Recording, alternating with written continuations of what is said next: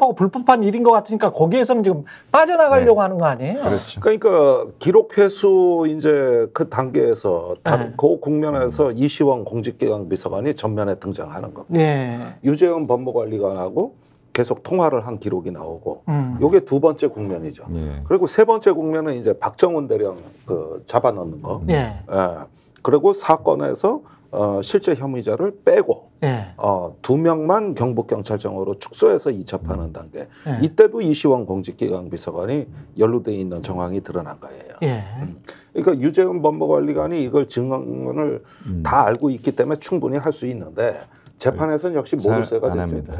금요일 재판 때 유재현 법무관리관이 자기한테 불리한 그런 부분에 있어서는 전부 기억이 나지 않는다. 아니면 특히 대통령실 관련된 언급이 나오면은 증언 거부권 행사하겠다. 이렇게 해갖고 말을 다 안 해버립니다. 그러면서도 자기한테 약간 조금이라도 유리한 그런 부분은 술술술술 다 얘기를 해요. 어떻게 자기한테 유리한 부분은 다 기억이 나는데 불리한 부분은 기억이 안 날 수가 있습니까? 위증이죠. 그런 부분이고, 유재은 법무관리관과 이제 이종섭 전 장관의 진실 게임이 시작됐다고 저는 보고 있습니다. 유재은 법무관리관도 본인이 빠져나가려면은 혐의자 빼라, 죄명 빼라, 혐의 사실 빼라, 이런 직권남용성, 불법 소지가 짙은 이런 지시에는 자기가 관여되어 있지 않아야 되는 거거든요. 그러네요. 그러니까 이런 부분에 있어서는 나 이첩 보류나 뭐 이런 것만 설명을 해줬을 뿐이지 혐의자 빼라나 이런 거 말 한 적이 없다. 이렇게 말을 하고 있습니다. 그럼 그 말은 누가 한 겁니까? 누가 한 거야 그러면? 라고 하면은 이제 장관밖에 더 있겠어요. 자기는 그 말을 안 했다고 하니까. 장관도 그 말 안 했다고 지금 부인하고 있죠. 그러면 누가 있겠습니까? 그러니까 결국엔 장관과 유재현 법무관리관의 진술이 이게 엇갈리고 있기 때문에 결국에는 그 둘 사이의 진실 게임이 될 거죠. 이 진술이 안 맞는 것 그 자체도 우리한테는 중요한 정보예요. 그렇죠. 이게 어떤 사전에 잘 기획되고 모의가 돼서 된 게 아니라 우당탕탕 그냥 막 뭐 비상사태 걸듯이 벌어진 일이다 보니까 이게 저기 뭐냐 지금에 와서 책임을 회피하려고 보니까 서로 빠져나가는 말 하니까 결국은 지시자가 없는 상황이 돼버렸단 말이에요. 그런데 분명히 아웃풋에는 빠져나간 대목은 있거든요. 그러니까 이런 것들 자체가 외압 세력 또는 어떤 그 은폐 세력의 어떤 진술의 진정성이 떨어지고 일관성이 없고 객관성이 떨어진다고 재판부가 판단할 수도 있는 거 아닙니까 이게? 이게 지금 대질 조사를 하고 법원에서 서로 간에 대질 신문을 하면 뭐가 좀 나올 수 있을까요? 여단장이나 뭐 사령관이나 사단장이나 박정훈 대령. 지금 공수처나 경북경찰청에서 이제 슬슬 대질 조사를 시작하려고 하고 있고 또 일부는 했습니다. 그 7여단장, 그러니까 임성근 사단장 밑에 7여단장, 그리고 그 밑에 포 11대 대장이 있는데 그 대대장과 여단장 대질 조사를 경북경찰청에서 했거든요. 그러니까 결국에는 대대장들이 물에 들어가라는 지시를 한 것까지는 다툼이 없어요. 모두가 인정되는 사안인데, 그럼 이제 여단장 그 위에 사단장이 이 지시를 했느냐 안 했느냐가 이제 쟁점이 되는 건데, 대대장은 넌 지시를 받았다 이렇게 말을 하고 있고 그 위에 여단장이나 사단장은 자기들은 안 했다 이러고 있는 상황이죠. 근데 이제 보면 기사나 이런 거 나온 바에 따르면 대대장의 진술이 굉장히 구체적이고 통한 옥치도 있지 않았어요? 뭐 직접적인 직접 입수 지시까지는 아니지만 뭐 내가 사단장님께 건의드려봤는데 다 알잖아. 이런 식으로. 첫날이니까. 그리고 뭐 하루 이틀 할 것도 아니고. 사단장님 지시사항, 뭐 무릎 아래까지 들어가서 뭐 이렇게 찔러보면서 탐색할 것. 카톡도 있고. 카톡, 그것도 있고요. 그리고 임성근 사단장 같은 경우에는 물에 들어가갖고 수색하는 장면을 카톡으로 사진을 보고받고 공보 활동이 잘 이루어졌구나. 잘하고 있다. 이런 카톡까지 있거든요. 혹시 대통령이 만약에 지시를 했다면 대통령이 뭐 이렇게 혐의자 빼고 뭐 아니면 그렇게까지 구체적으로는 지시 안 했을 수도 있지만 이런 일 가지고 알려진 것처럼 뭐 투스타를 그렇게 쉽게 보직을 날리면 되냐 그렇게 이야기를 했다면 그렇게 판단을 하거나 그런 이야기를 하고 그게 아랫사람들에게 전달된 경위 왜 대통령은 그렇게 했는지 그런 말을 했는지 거기에 혹시 로비나 청탁 의혹은 없는지 이런 것까지 혹시 많이 나오고 있죠. 군사법원에서 이야기가 될 수 있습니까? 그거는 원칙적으로는 이제 박정훈 대령이 항명이 아니다. 예. 왜냐하면 이첩보리 지시가 이것은 불법적이고 부당한 명령이다라는 예. 걸 밝히려면 결국 대통령이나 이런 대통령의 로비 정황 이런 것까지 타고 가야 되는 것이 맞죠. 예. 예, 거기 대통령도 증인으로 신청을 해야 되는 겁니다. 원칙적으로는.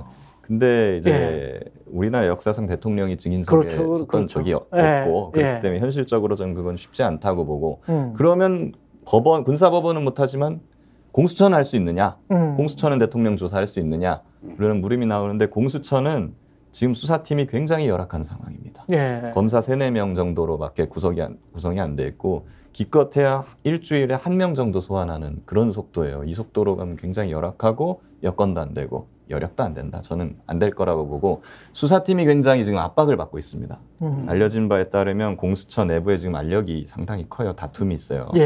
수사팀은 이걸 좀 그래도 하려고 하는데 열악하지만 다른 공수처 지금 뭐 직무대리를 맡고 있는 쪽이라든가 다른 부장들은 수사팀을 지금 압박하고 있는. 너희 지금 언론에다가 막 이거 흘리고 있지. 부당한 수사를 하고 있지. 감찰할 거야. 이런 식으로 이제 수사를 방해하려는 그렇군요. 움직임이 있다고 지금 알려지고 있거든요. 그렇군요. 그러니까 신임 공수처장이 지금 이제 임명돼서 오면 공수처는 이제 바로 그 신임 공수처장을 등에 업고 그 반대 세력들이 이 수사팀을 압박하기 시작할 겁니다. 그렇게 되면 공수처 수사도 이제 쉽지 않아지는 거죠. 혹시 만에 하나, 천에 하나 군사법원이 대통령은 안 된다고 하더라도 대통령실, 현직, 안보실, 안보실장 이것과 관련해서 그냥 가장 대통령실에 책임 있는 자, 대통령을 대리할 수 있는 자를 불러서 당시 상황이 어떤 거였어? 라고 물어볼 수는 있나요? 그거는 이제 증인으로 신청해가지고 채택이 된다면 그거는 가능할 걸로 보이고 저는 바람직한 방향이라고 생각합니다. 그건 바람직하다. 지금 이제 4차 공판까지 했고 아마 다음 공판이나 다다음 공판 정도 되면은 검찰 신청 증인이 이제 거의 신문이 끝납니다. 그 검찰 신문이 끝나면은 변호인이 신청한 증인들을 이제 차례로 부르게 되는데 저희 이제 적극적으로 이종섭 장관을 필두로 해가지고 그런 점점 윗선 대통령실까지 여기까지 지금 생각을 여기서 핵심으로 짚어봐야 될 사안은 이거예요. 초기에 총선 전에 그 김계환 사령관 등이 여기 박정훈 대령 군사재판에 나가서 너무 위증을 많이 했어요. 내 짓이 여기고 저 박정훈이가 무단으로 저 항명한 거다. 뭐 부탁해가지고 막 쏟아냈어요. 근데 총선이 끝났어요. 그다음에 공수처에 소환이 돼가지고 공수처에서 똑같은 질문이 나왔어요. 이때 묵비권 행사를 했단 말이에요. 저기 저 핵심에 대해서.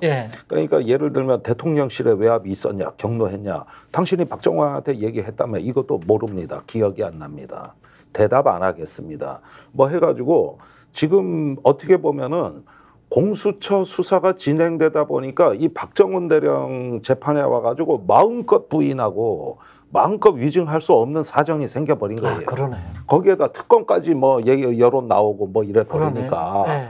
이러니까 이 재판에서 이 지금까지 은폐 세력들이 그 사건을 계속 박정훈의 그 저 망상과 어떤 비행으로 몰고 가던 이 분위기에 차질이 생긴 거란 말이에요. 국민들은 전혀 믿지 않고 있고. 그렇게 말했는데 박정훈 대령 말이 점점 맞는 것만 계속 나오고 있죠. 그러면은 지금까지 위증한 죄를 또 다 물을 수 있어요.